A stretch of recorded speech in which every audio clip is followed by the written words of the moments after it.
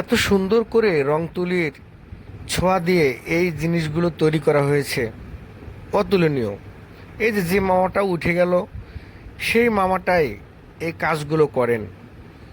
তার হাতের ছোঁয়া দিয়ে রং তুলি দিয়ে এই পাথরের উপর এত সুন্দর সুন্দর ডিজাইন করে বিভিন্ন ধরনের ভাষা তিনি লিখে দেন।